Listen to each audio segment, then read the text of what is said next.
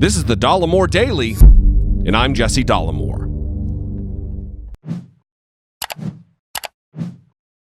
Yesterday, the New York Times revealed that they are in possession of a remarkable treasure trove of personal and business financial information of Donald Trump's. In fact, they wrote a lengthy piece detailing the extent of Donald Trump's skill at losing over $1 billion over the course of a decade. And they did this reporting based on information directly from tax returns of Donald Trump's, which they have in their possession. Tax returns between the years 1985 and 1994. While they didn't reveal their sources, they did, however, explain their methods. Quote, "Since the 2016 presidential campaign, journalists at the Times and elsewhere have been trying to piece together Mr. Trump's complex and concealed finances. While the Times did not obtain the president's actual tax returns, it received the information contained in the returns from someone who had legal access to it. The Times was then able to find matching results in the IRS information on top earners, a publicly available database that each year comprises a 1/3 sampling of those taxpayers with identifying details removed. It also confirmed significant findings using other public documents, along with confidential Trump family tax and financial records from the newspaper's 2018 investigation into the origin of the president's wealth." Unquote. Apparently in 1985, the very stable genius reported losses of $46.1 million from his businesses, which mainly consisted of casinos. I don't know how you lose money at casinos, but casinos, hotels, and retail space in apartment buildings. Trump, with his stellar business acumen, continued to lose money every single year after that for a 10-year period, for which the Times has evidence, totaling $1.17 billion in losses for the decade. Or, as the Times described it, quote, "an era of fevered acquisition and spectacular collapse." They report that Donald Trump, quote, "lost more money than nearly any other individual American taxpayer." The Times found when it compared his results with detailed information the IRS compiles on an annual sampling of high-income earners, his core business losses in 1990 and 1991 more than $250 million each year, were more than double of the nearest taxpayers in the IRS information from those years. This stellar reporting demonstrates that Donald Trump is such a miserable tool of a businessman that he lost so much money that he was able to avoid paying any income taxes for 8 of the 10 years for which they have returns.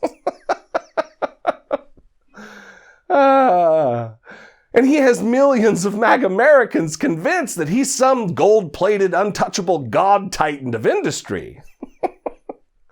They've bought in hook, line, and sinker to this fairy tale myth of Trump being a self-made man.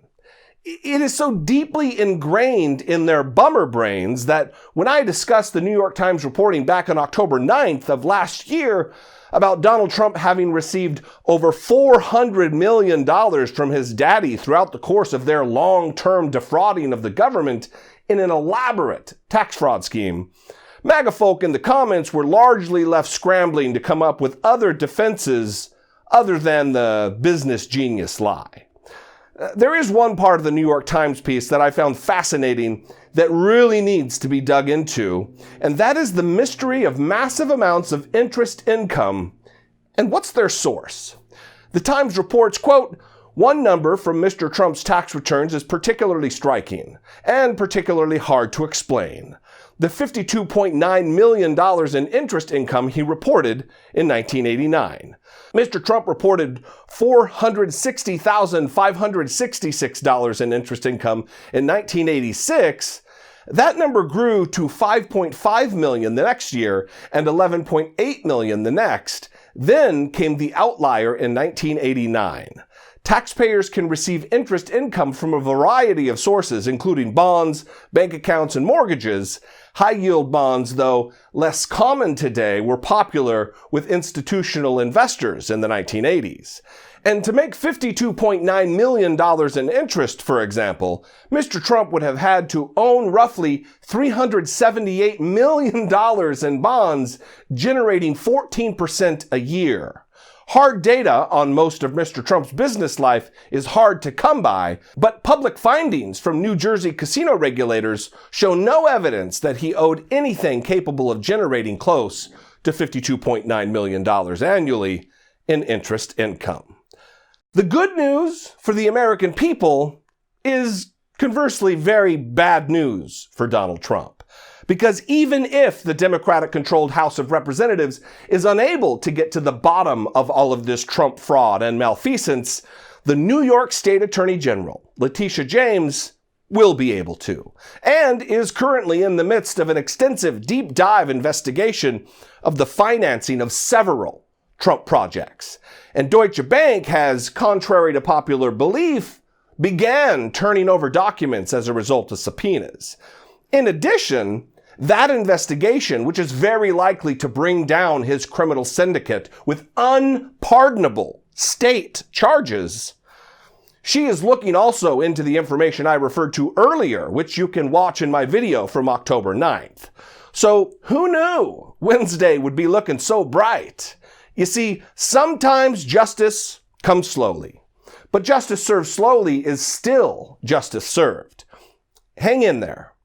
And if you live in the state of New York, encourage your state attorney general to keep her foot on the pedal and see that Donald Trump and his culpable genetic misfit children receive all that's coming to them.